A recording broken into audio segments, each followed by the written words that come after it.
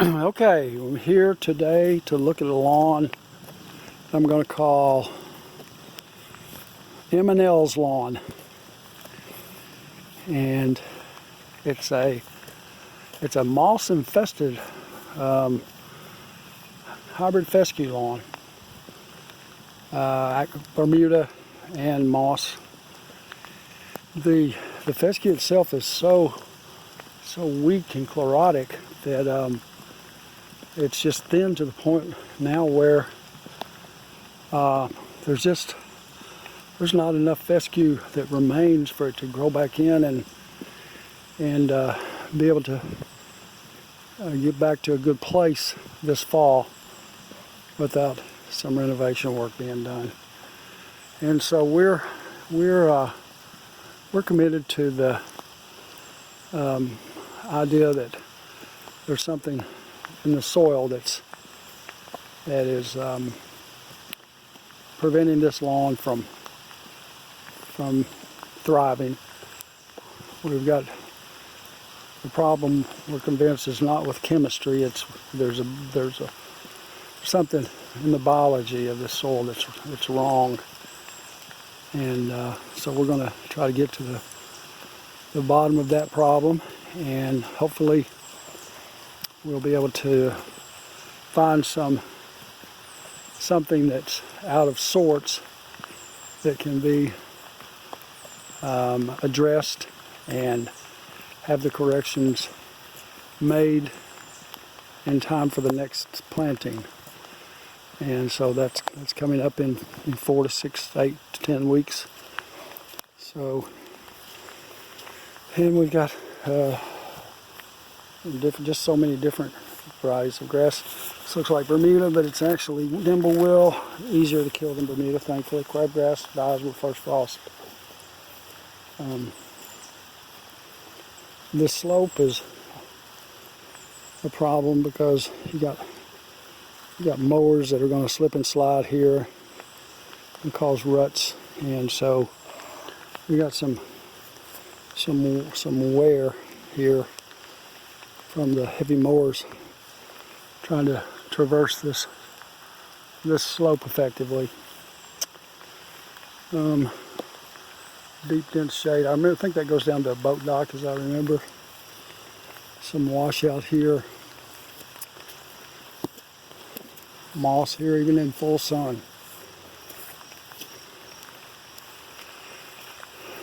So, yeah, the lawn is and this looks like it's had some disease problems.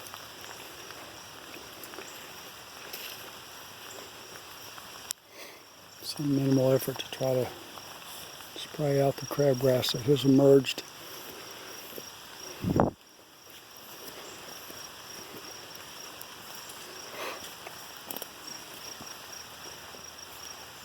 So this is the front.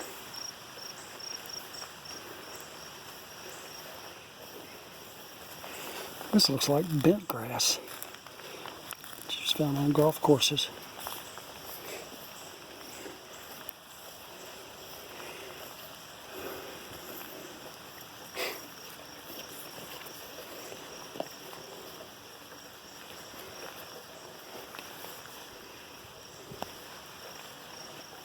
Come back and look at this.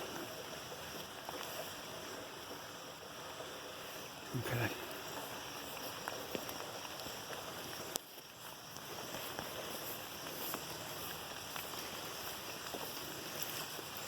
This has died back completely just right here where I'm standing.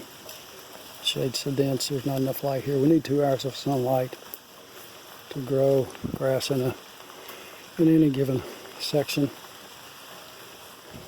May have that here. We'll need to use some shade tolerant varieties in some of the portions here.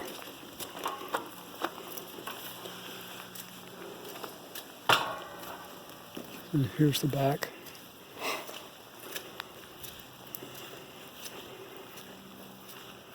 The back lawn is pretty much just completely It's entirely Bermuda. The homeowner said that he'd been doing some overseeding with annual rye just to have something green back here in the wintertime. Of course, this is a really nice outdoor living area, and last thing you want, the one thing you won't enjoy about a lawn in an area like this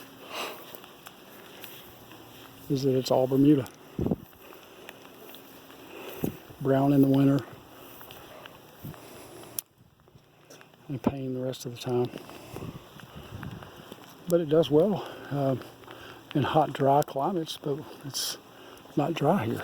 So we should be able to establish some perennial grass here that'll hold throughout the summer, and then try to be on a Bermuda suppression plan that keeps the Bermuda at bay, so to speak. So this is the scope of the work. No, I'll take that back. There's one more little portion out here near the parking area that I want to have a look at.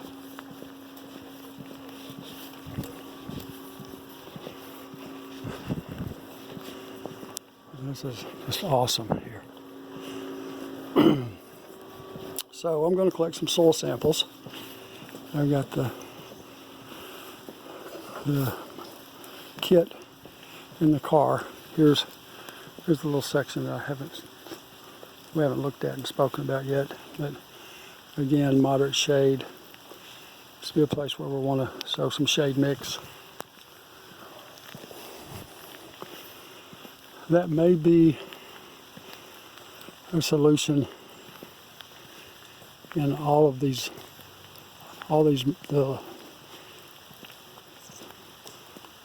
side lawns coming into the entranceway, because there is a good bit of shade. Well,